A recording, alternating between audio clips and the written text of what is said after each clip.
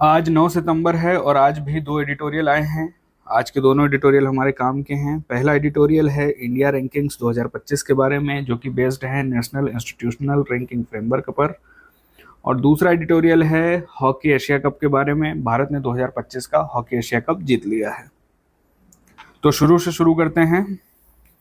India rankings 2025 report आई है। India ranking based है national institutional ranking framework पर।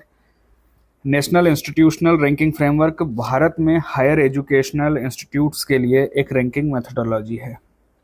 2025 की जो रिपोर्ट आई है उसमें खास बातें कुछ भी नहीं है। गौर करने वाली बात सिर्फ यही है कि इसमें नया कुछ नहीं है, चौंकाने वाली कोई नई बात नहीं आई है। जो इंस्टीट्यूशंस अभी तक टॉप पर थे, रैंकिंग में अच्छा कर रहे थे, वह इंस्टीट्यूशंस इस बार भी टॉप पर हैं और वही इंस्टीट्यूशंस अच्छा कर रहे हैं। इस एडिटोरियल में नेशनल इंस्टीट्यूशनल रैंकिंग फ्रेमवर्क यानी NIRF की कमियों पर बात की गई है। यदि इस रैंकिंग कार्यक्रम को सफल बनाना है तो इन कमियों को एड्रेस करना बहुत ज़्यादा ज़रूरी है, क्योंकि इसमें बहुत सारी कमियां हैं, खामियां हैं और इनको सुधारना बहुत ज़्यादा ज़रूरी है। NIRF को 2015 में लॉन्च किया गया था और 2016 से रैंकिंग आ रही है। किसने लॉन्च किया था? लॉन्च किया था ministry of human resources and development ने, यानी मिनिस्ट्री ऑफ एजुकेशन ने। पहले इसमें लगभग जब शुरू हुआ था उस समय 3,565 इंस्टीट्यूशंस पार्टिसिपेट करते थे, लेकिन अब लगभग 14,163 इंस्टीट्यूशंस पार्टिसिपेट कर रहे हैं। मतलब इसका दायरा बढ़ रहा है, समय के साथ और ज़्यादा विस्तार ले रहा है।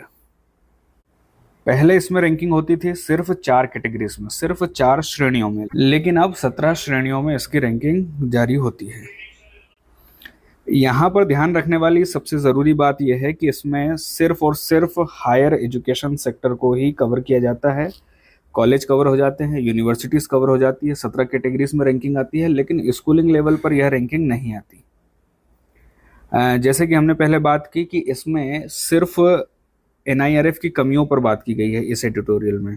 तो सबसे पहली कमी यह बताई है कि इसमें अभी भी इसके जो रैंकिंग पैरामीटर्स है परफेक्ट नहीं है। रैंकिंग पैरामीटर्स में कई गड़बड़ियां हैं, कई खामियां हैं और इन रैंकिंग पैरामीटर्स में सुधार होने चाहिए। तो क्या क्या रैंकिंग पैरामीटर्स हैं? तो अभी तक इसमें 5 रैंकिंग पैरामीटर्स हैं। पहला पैरामीटर है TLR, teaching, learning and resources, शिक्षण, अधिगम और संसाधन, और वेटेज है 30%। दूसरा पैरामीटर है रिसोर्सेस एंड प्रोफेशनल प्रैक्टिस, अनुसंधान और व्यावसायिक प्रथा।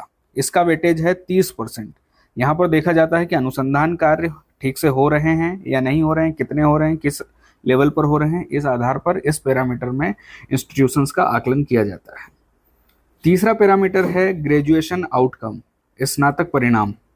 ग्रेजुएशन लेवल पर कोई इंस्टीट्यूशंस कितना परिणाम दे रहा है, कितना आउटपुट दे रहा है, उस आधार पर इसमें आकलन किया जाता है और इसका वेटेज है 20%। चौथा है आउटरीच और इंक्लूसिविटी, आउटरीच और समावेशन। इसमें देखा जाता है कि किसी शिक्षण संस्थान में अलग अलग क्षेत्रों से, अलग अलग आर्थिक वर्ग से, अलग अलग सामाजिक वर्ग से लोग हैं या नहीं, शिक्षकों में विविधता है या नहीं, या सिर्फ एक ही वर्ग से आ रहे हैं लोग। अलग अलग क्षेत्रों से लोग होने चाहिए, अलग अलग आर्थिक वर्ग, अलग अलग सामाजिक वर्गों से लोग होने चाहिए, और इसका वेटेज है सिर्फ 10%। पांचवा है पीयर परसेप्शन, सहकर्मी धारणा। इसमें लोगों से पूछा जाता है, विशेषकर किसी विषय के विशेषज्ञों से पूछा जाता है, सब्जेक्ट एक्सपर्ट से पूछा जाता है कि किसी इंस्टीट्यूशंस के बारे में, किसी शिक्षण संस्थान के बारे में उनकी राय क्या है। इसका वेटेज है 10%। ये जो आखिरी वाला 5वां पैरामीटर है, यानी पीयर परसेप्शन वाला पैरामीटर, उसको लेकर केंद्रीय शिक्षा मंत्री धर्मेंद्र प्रधान जी ने संदेह जताया था। उन्होंने कहा था कि इस पैरामीटर के लिए सब्जेक्ट एक्सपर्ट्स और एम्प्लॉयर्स से राय ली जाती है, और किसी की राय, किसी का परसेप्शन किसी इंस्टीट्यूट के बारे में सब्जेक्टिव होता है। ये लोग इंस्टीट्यूट की प्रतिष्ठा को लेकर अपनी राय बनाते हैं, न कि असली गुणवत्ता को लेकर, न कि असली शिक्षण की क्वालिटीज़ को लेकर। इसलिए इसका रिव्यू करना ज़रूरी है, क्योंकि यह रैंकिंग को असंतुलित कर सकता है, क्योंकि इसका वेटेज 10% तो है ही, इसलिए इसका रिव्यू करना काफ़ी ज़्यादा ज़रूरी है। इस रैंकिंग में दावा किया जाता है कि इसके लिए जो आंकड़े जुटाए जाते हैं, मतलब रैंकिंग बनाने के लिए जो आंकड़े आते हैं, उनका थर्ड पार्टी ऑडिट होता है और इनको वेरीफाई किया जा सकता है। लेकिन सच्चाई यह है कि आंकड़ों का एक बड़ा हिस्सा बिब्लियोमेट्रिक डेटा होता है और इंस्टीट्यूट के द्वारा किए गए सेल्फ डिक्लेरेशन पर आधारित होता है।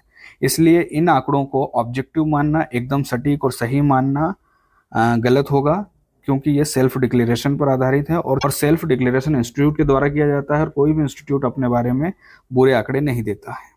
इसके बाद आउटरीच और समावेशन का जो पैरामीटर है उसमें भी काफ़ी कमियां हैं। इसमें सिर्फ क्षेत्रीय और लैंगिक विविधता को ही ध्यान में रखा जाता है। इसमें आर्थिक रूप से पिछड़े लोगों के, सामाजिक रूप से पिछड़े लोगों के और दिव्यांग लोगों के आंकड़ों को शामिल नहीं किया जाता है। इस पैरामीटर पर इतना ध्यान नहीं दिया जा रहा है।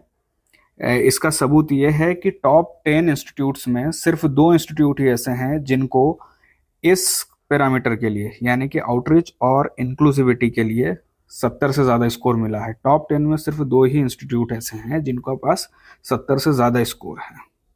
इसको लेकर चिंता करना ज़रूरी है, क्योंकि अभी भी हमारे समाज में सामुदायिक रूप से पिछड़े लोग, वंचित समुदाय के लोग हायर एजुकेशन तक नहीं पहुंच पाते हैं। लोग बीच में स्कूल ही छोड़ देते हैं, तो कॉलेज तक पहुंचना तो बहुत दूर की बात है। इसके लिए सुझाव दिया जा रहा है कि NIRF में सामुदायिक आरक्षण की नीति पर ध्यान दिया जाना चाहिए।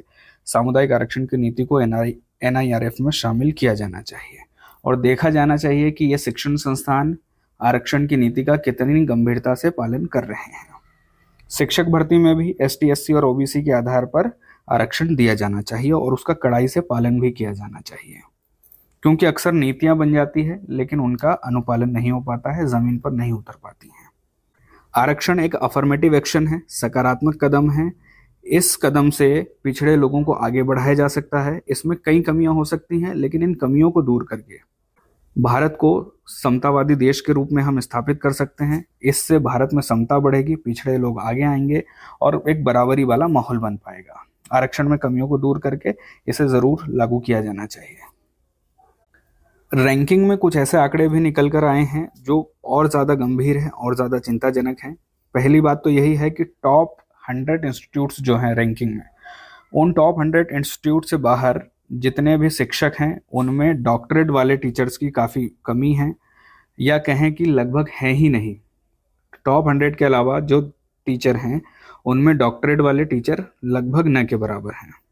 दूसरी बात है कि 58% से ज़्यादा मैनेजमेंट इंस्टीट्यूट्स में एक भी रिसर्च पेपर पब्लिश नहीं हुआ है, 58% इंस्टीट्यूट्स में।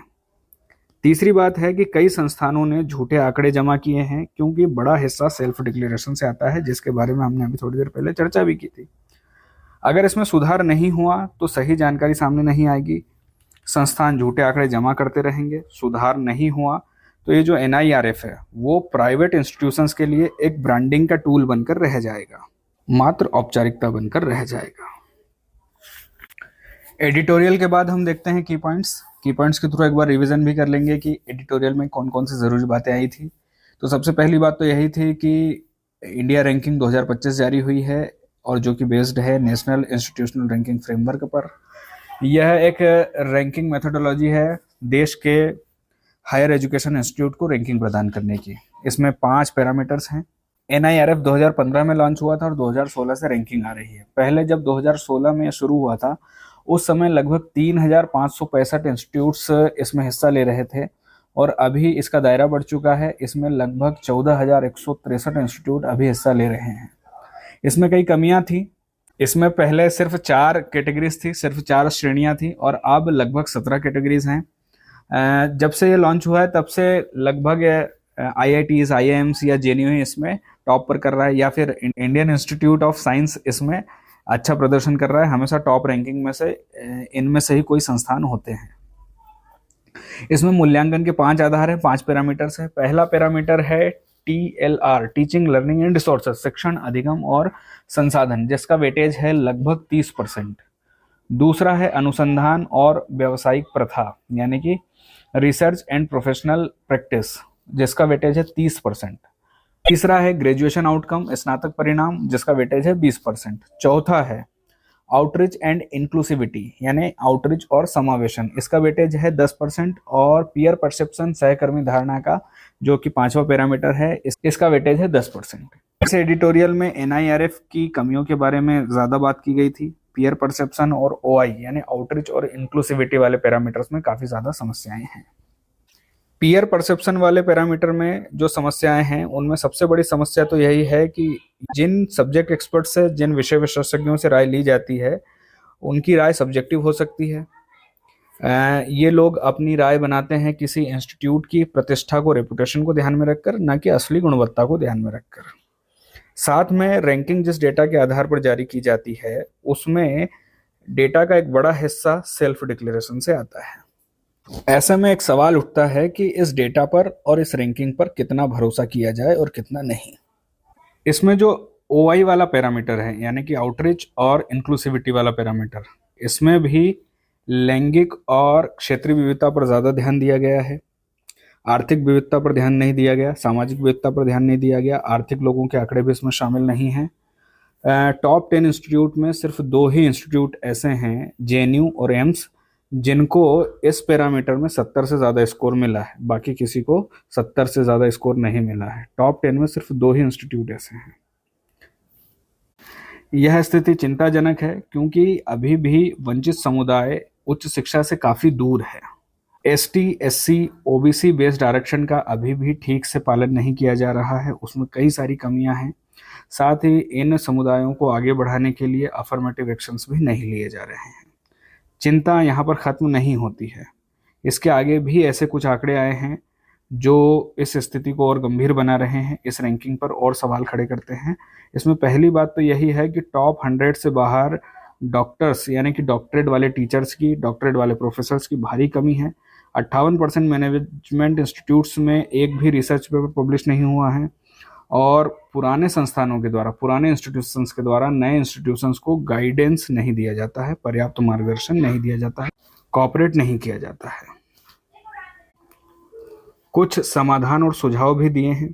तो पहला समाधान, पहला सुझाव यही है कि ओआई वाले पैरामीटर्स का और विस्तार किया जाना चाहिए। आर्थिक और लैंगिक विविधता के साथ इसमें सामाजिक और आर्थिक विविधता पर भी ध्यान दिया जाना चाहिए, दिव्यांगजनों पर भी ध्यान दिया जाना चाहिए और आरक्षण का कड़ाई से अनुपालन किया जाना चाहिए।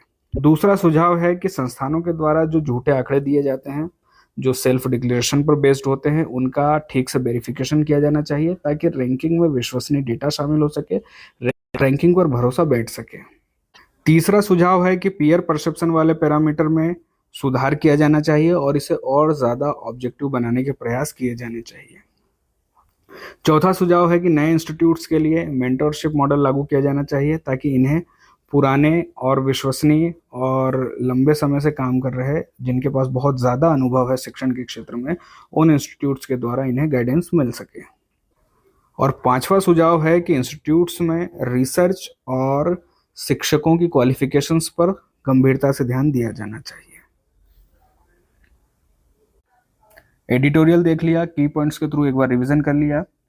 इसके बाद मेंस के लिए मॉडल क्वेश्चन हो सकता है कि राष्ट्रीय संस्थागत रैंकिंग फ्रेमवर्क यानी नेशनल इंस्टीट्यूशनल रैंकिंग फ्रेमवर्क उच्च शिक्षा संस्थानों की गुणवत्ता को मापने का एक प्रयास है, लेकिन इसके मानदंड और प्रक्रिया कई समस्याओं से ग्रसित है। चर्चा कीजिए। इसके जवाब में हमें सबसे पहले एनआईआरएफ के बारे में बताना है, उसके बाद इसके मानदंडों के बारे में बताना है। मानदंडों के बारे में बताकर हमें बताना है कि इनमें क्या क्या कमियां हैं, क्या क्या चुनौतियां हैं, और सबसे आखिरी में बताना है कि इन्हें कैसे दूर किया जा सकता है। उसके लिए उपाय जो हमें एडिटोरियल में बताए गए थे उन्हें लिखना है। एडिटोरियल को ठीक से पढ़कर इस सवाल का जवाब आसानी से लिखा जा सकता है। बार बार बात एनआईआरएफ के बारे में हो रही है तो एनआईआरएफ को थोड़ा सा और डिटेल में देख लेते हैं। एनआईआरएफ की शुरुआत हुई थी 2016 में। 2016 से रैंकिंग आ रही है। इसको उस समय के ministry of human resources and development यानी अब के शिक्षा मंत्रालय ने विकसित किया था। एनआईआरएफ एक रैंकिंग मेथोडोलॉजी है जो देश के उच्च शिक्षण संस्थानों को रैंक प्रदान करता है। शुरुआत में इसमें 4 श्रेणियां थी, यूनिवर्सिटी, इंजीनियरिंग, मैनेजमेंट और फार्मेसी, लेकिन अब लगभग इसमें 17 श्रेणियां हो चुकी हैं, जिनमें है universities, engineering, management, pharmacy, medical, dental, law, agriculture and allied, college, overall, research institutions, innovation and entrepreneurship, architecture and planning, nursing, design, teaching education. ये 17 श्रेणियां हैं अब जिनमें रैंकिंग प्रदान की जाती है। मूल्यांकन के 5 आधार हैं, 5 पैरामीटर हैं। टीचिंग लर्निंग रिसोर्सेज 30% का weightage, research and professional practice 30% का वेटेज, ग्रेजुएशन आउटकम 20% का वेटेज, आउटरीच एंड इंक्लूसिविटी 10% का वेटेज और पीयर परसेप्शन 10% का वेटेज। 2 पैरामीटर्स को लेकर काफी चिंता जताई गई है एडिटोरियल में। पहला पैरामीटर है वो है आउटरीच एंड इंक्लूसिविटी। इसमें समस्या यह है कि इसमें अभी तक क्षेत्रीय विविधता और लैंगिक विविधता को ध्यान में रखकर आकलन किया जा रहा है। सामाजिक रूप से पिछड़े लोगों के लिए, आर्थिक रूप से पिछड़े लोगों को ध्यान में रखकर इसमें अभी तक आंकड़े शामिल नहीं किए गए हैं। दिव्यांग छात्रों को लेकर आंकड़े जारी नहीं किए गए हैं और आरक्षण की नीतियों का अनुपालन भी ठीक से नहीं किया जाता है। इसको लेकर भी इसमें आकलन नहीं किया जाता है।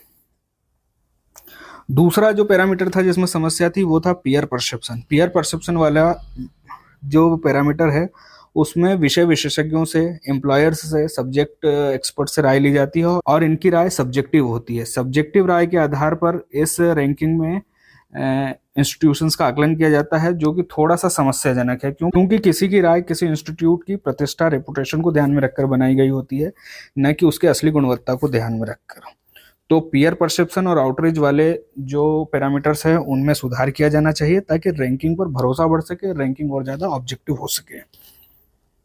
2025 की बात करें तो इसमें लगभग 14,163 इंस्टीट्यूशंस ने भाग लिया था। खास बात या कहें कि कमी या कहें कि बुराई यही है कि जो हमेशा से अच्छा करते आए हैं वही इस बार भी अच्छा कर रहे हैं। IITs, IISCs। आउटरीच और इंक्लूसिविटी वाले पैरामीटर में JNU और एम्स नई दिल्ली को छोड़कर किसी भी इंस्टीट्यूट का स्कोर 70 से ज़्यादा नहीं है।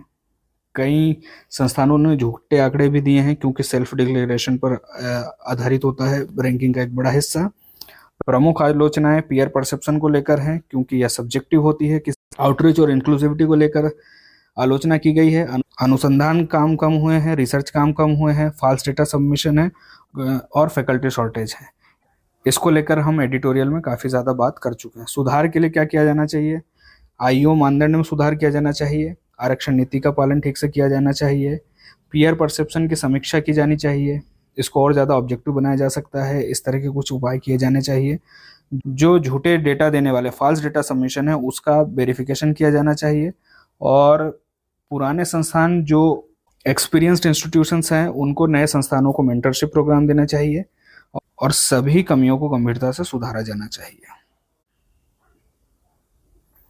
MCQ में पहला सवाल है कि राष्ट्रीय संस्थागत रैंकिंग फ्रेमवर्क NIRF के संदर्भ में निम्नलिखित कथनों पर विचार कीजिए।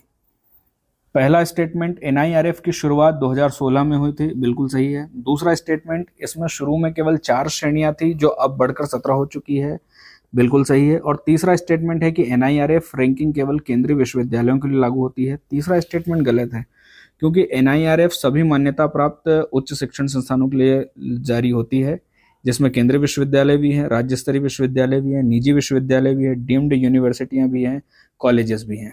तो तीसरा स्टेटमेंट गलत है, पहला और दूसरा स्टेटमेंट सही है। दूसरा सवाल है कि NIRF रैंकिंग में प्रयुक्त मूल्यांकन मानकों को उनके भारांश सहित मिलाइए। तो एक तरफ दिए हैं पैरामीटर्स और दूसरी तरफ दिए हैं वेटेज, हमें मिलाना है। हम पढ़ चुके हैं इनके बारे में। पहला, शिक्षण अधिगम और संसाधन 30% का वेटेज है इसका। अनुसंधान और व्यावसायिक प्रथा 30% का वेटेज है। स्नातक परिणाम 20% का वेटेज है। आउटरीच और समावेशन 10% का वेटेज है और सहकर्मी धारणा यानी पीयर परसेप्शन 10% का वेटेज है। तीसरा सवाल है असर्शन और रीजन वाला। असर्शन है कि NIRF में सहकर्मी धारणा को 10% का भार दिया है क्योंकि यह मानक संस्थान की वास्तविक गुणवत्ता को मापने के बजाय प्रतिष्ठा पर आधारित होता है, बिल्कुल सही है। ऑप्शन ए सही उत्तर होगा। चौथा सवाल है कि निम्नलिखित में से कौन सा आउटरीच और समावेशन के मानदंड में शामिल नहीं है? क्षेत्रीय विविधता, लैंगिक विविधता, दिव्यांग छात्रों के आंकड़े, आर्थिक रूप से वंचित वर्ग। ऑफिशियली देखें तो आउटरीच और समावेशन के घटक हैं क्षेत्रीय विविधता, लैंगिक विविधता, आर्थिक और सामाजिक रूप से वंचित वर्ग और दिव्यांग छात्रों का समावेशन। हालांकि सभी पर बराबर ध्यान नहीं दिया जा रहा है, लेकिन इसके ऑफिशियल घटक तो हैं। तो इसके लिए इसका उत्तर होगा आर्थिक रूप से वंचित वर्ग, क्योंकि इसे आर्थिक और सामाजिक रूप से वंचित वर्ग से थोड़ा अलग रखा जाता है। तो इसका उत्तर होगा ऑप्शन डी, क्योंकि हमें सही में से भी अगर एक चुनना है तो सबसे सही उत्तर यही लग रहा है। पांचवा सवाल है कि निम्नलिखित कथनों पर विचार कीजिए। पहला स्टेटमेंट, भारत में 58% प्रबंधन संस्थानों ने 2025 की NIRF रैंकिंग में शून्य शोध प्रकाशित किए हैं। बिल्कुल सही है, यह समस्या हमें एडिटोरियल में बताई है। दूसरा स्टेटमेंट है कि NIRF पुस्तिका में OI मानदंड के अंतर्गत आरक्षण नीतियों के अनुपालन को शामिल किया गया है। बिल्कुल किया गया है, लेकिन इन पर उतना ध्यान नहीं दिया जा रहा है, हालांकि यह स्टेटमेंट सही है। तीसरा स्टेटमेंट है कि शीर्ष 10 संस्थानों में केवल JNU और एम्स नई दिल्ली के OI स्कोर 70 से अधिक है। बिल्कुल सही है, तीनों सही है, उत्तर होगा ऑप्शन डी। पहला एडिटोरियल यहाँ पर खत्म हुआ। अब देखते हैं दूसरा एडिटोरियल, हॉकी एशिया कप के बारे में जो है। भारत ने हॉकी एशिया कप 2025 जीत लिया है। भारत की हॉकी टीम ने 8 साल बाद एशिया कप जीता है और इस जीत के साथ भारत चौथी बार एशिया कप चैंपियन बना है। पिछले रविवार को मैच हुआ था फाइनल, और हरमनप्रीत सिंह की कप्तानी में भारत ने डिफेंडिंग चैंपियन कोरिया को हराया है। और इस जीत के साथ भारत ने 2026 में जो वर्ल्ड कप होने वाला है नीदरलैंड में और बेल्जियम में, अगस्त 2026 में होगा, उसके लिए क्वालिफाई भी कर लिया है। फाइनल मैच भारत में ही हुआ था, राजगीर में, बिहार में। इस पूरे टूर्नामेंट में भारत की टीम ने अच्छा प्रदर्शन किया है। भारत की टीम ने सबसे ज़्यादा गोल किए हैं, लगभग 39 गोल किए हैं, और बदले में सिर्फ 9 गोल खाए हैं। इससे पहले भारत 2003 में, 2007 में और 2017 में एशिया कप चैंपियनशिप जीता था, और ये चौथी बार जीता है 2025 में। बात हॉकी की हो रही है तो कुछ ज़रूरी बातें देख लेते हैं। सबसे पहली बात यही है कि यह एक टीम खेल है, 2 टीमें खेलती हैं। पूरा खेल गेंद और हॉकी स्टिक की मदद से खेला जाता है, और खिलाड़ियों को अपनी टीम के लिए ज़्यादा से ज़्यादा गोल करने होते हैं। हॉकी 2 रूपों में ज़्यादा प्रचलित है, फील्ड हॉकी और आइस हॉकी, और भारत में फील्ड हॉकी प्रचलित है। आधुनिक हॉकी खेल की शुरुआत हुई थी इंग्लैंड से 19वीं शताब्दी में, और इंटरनेशनल हॉकी फेडरेशन की स्थापना पेरिस में हुई थी 1924 में। हॉकी में 2 टीमें होती हैं, और दोनों टीमों में 11-11 खिलाड़ी होते हैं। वैसे 16 खिलाड़ी होते हैं, 11 खिलाड़ी मैदान पर खेलते हैं और 5 खिलाड़ी रिजर्व होते हैं। पूरा मैच 60 मिनट का होता है, 4 क्वार्टर का होता है, 15-15-15-15 मिनट के 4 क्वार्टर होते हैं, और कुल मिलाकर 60 मिनट का मैच होता है। हॉकी की गेंद कठोर प्लास्टिक की बनी होती है, और इसका वजन होता है लगभग 156 ग्राम से लेकर 163 ग्राम तक का।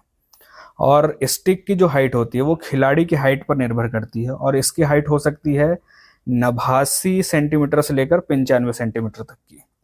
और पूरे मैच में सिर्फ गोलकीपर ही कुछ सुरक्षा उपकरण पहन सकता है, जैसे पैड्स लगा सकता है, हेलमेट और ग्लव्स लगा सकता है। मैदान की बात करें तो मैदान रेक्टेंगुलर होता है। मैदान की लंबाई होती है 100 गज यानी 91.4 मीटर, और चौड़ाई होती है 60 गज यानी 55 मीटर। पूरे मैदान की सतह ऑस्ट्रोटर्फ यानी आर्टिफिशियल टर्फ से ढकी हुई होती है। यह एक प्रकार का आर्टिफिशियल घास होता है। गोल पोस्ट की बात करें तो गोल पोस्ट की ऊंचाई होती है 7 फीट और चौड़ाई होती है 12 फीट, और पूरा गोल पोस्ट एक जाल से ढका होता है, नेट से ढका होता है, ताकि गेंद इससे बाहर न जा पाए। दोनों तरफ गोल पोस्ट के सामने डी आकार का एक क्षेत्र होता है, यह अर्धवृत्ताकार क्षेत्र होता है, और यह गोल से लगभग 16 गज यानी 14.63 मीटर की दूरी पर बनाया जाता है। और गोल तभी माना जाता है जब गेंद इस डी आकार के क्षेत्र से यानी शूटिंग सर्कल से गोल पोस्ट में मारी गई हो। मैदान के सेंटर में होती है सेंटर लाइन, और इसके दोनों तरफ 23 मीटर लाइन खींची जाती है, जो कि 25 गज की होती है, 25 गज की चौड़ाई पर होती है। यह क्षेत्र अटैक और डिफेंस के लिए महत्वपूर्ण होता है। गोल लाइन मैदान के दोनों सिरों पर होती है, और बाकी दोनों सिरों पर साइड लाइन होती है। मैदान की सतह घास से ढकी हुई होती है, जो आर्टिफिशियल घास है, ऑस्ट्रोटर्फ है। इस घास का फायदा यह है कि इससे खेल तेज होता है, सुरक्षित होता है, और गेंद की गति नियंत्रित रहती है। बाकी खिलाड़ियों को बैठने के लिए पास में ही डगआउट होता है यानी बेंच एरिया होता है। यहाँ से मैदान के दोनों ओर एम्पायर खेल को नियंत्रित करते हैं। प्रमुख टूर्नामेंट की बात करें तो ओलंपिक हॉकी टूर्नामेंट होता है, हॉकी विश्व कप होता है, एशियन गेम्स होते हैं, एशिया हॉकी कप होता है, चैंपियंस ट्रॉफी होती है, और हॉकी इंडिया लीग होती है। अंतर्राष्ट्रीय संगठनों में हमने देख लिया फेडरेशन इंटरनेशनल दे हॉकी यानी इंटरनेशनल हॉकी फेडरेशन, और एशियन हॉकी फेडरेशन होता है। भारत में हॉकी इंडिया है, 2009 में स्थापना हुई थी, जो कि भारत में इस खेल के लिए आधिकारिक शासी निकाय है, यानी कि भारत में हॉकी के लिए जो गवर्निंग बॉडी है वो है हॉकी इंडिया। भारत और हॉकी की बात करें तो भारत ने 1928 के एम्स्टर्डम ओलंपिक में पहली बार हॉकी में गोल्ड मेडल जीता था। 1928 से लेकर 1956 तक भारत ने लगातार 6 गोल्ड मेडल जीते हैं ओलंपिक में। ओलंपिक में कुल मिलाकर भारत के पास 8 गोल्ड मेडल हैं, 1 सिल्वर मेडल है और 3 ब्रॉन्ज मेडल हैं। विश्व कप में भारत ने एक बार स्वर्ण पदक जीता है 1975 में कुआलालंपुर मलेशिया में। एशियन गेम्स में भी कई बार स्वर्ण पदक जीत चुका है। 2018 में एशियन गेम्स में जकार्ता में भारत ने कांस्य पदक जीता था। 2021 का साल भारतीय हॉकी के लिए काफी महत्वपूर्ण रहा, क्योंकि भारतीय हॉकी टीम ने, पुरुष हॉकी टीम ने 41 साल बाद टोक्यो ओलंपिक्स में कांस्य पदक जीता और भारत की महिला टीम भी चौथे स्थान पर रही थी टोक्यो ओलंपिक्स में। और अब 2025 में भारतीय हॉकी टीम ने एशिया कप का खिताब जीता है चौथी बार। इसके बाद है एमसीक्यू। एमसीक्यू में पहला सवाल है कि एशिया कप हॉकी 2025 के संदर्भ में निम्नलिखित कथनों पर विचार कीजिए। पहला स्टेटमेंट है कि भारत ने पहली बार एशिया कप हॉकी जीता है। गलत स्टेटमेंट है, क्योंकि यह चौथी बार जीता है। दूसरा स्टेटमेंट है कि भारत अब तक कुल 4 बार एशिया कप हॉकी जीत चुका है। बिल्कुल सही है।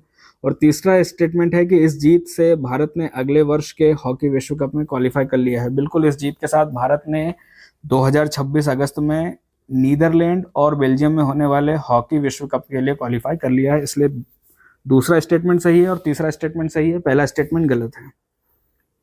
दूसरा सवाल है कि 2025 एशिया कप हॉकी के बारे में निम्नलिखित में से सही कथन चुनिए। पहला स्टेटमेंट है कि यह टूर्नामेंट बिहार के राजगीर में हुआ था। पहला स्टेटमेंट ही सही है, क्योंकि राजगीर में हुआ था, बिहार में हुआ था, हम पढ़ भी चुके हैं। और दूसरा स्टेटमेंट है कि भारत ने फाइनल में चीन को हराया, चीन को नहीं, कोरिया को हराया है, इसलिए दूसरा स्टेटमेंट गलत है। तीसरा स्टेटमेंट है कि भारत का 5वां एशिया कप खिताब है, चौथा है, इसलिए तीसरा स्टेटमेंट भी गलत है। और चौथा स्टेटमेंट है कि इस जीत से भारत ने पेरिस 2028 के ओलंपिक के लिए क्वालिफाई किया है। नहीं, भारत ने 2026 अगस्त में होने वाले वर्ल्ड कप के लिए क्वालिफाई किया है। वर्ल्ड कप होगा बेल्जियम और नीदरलैंड में। आज के लिए इतना ही, कल फिर मिलेंगे।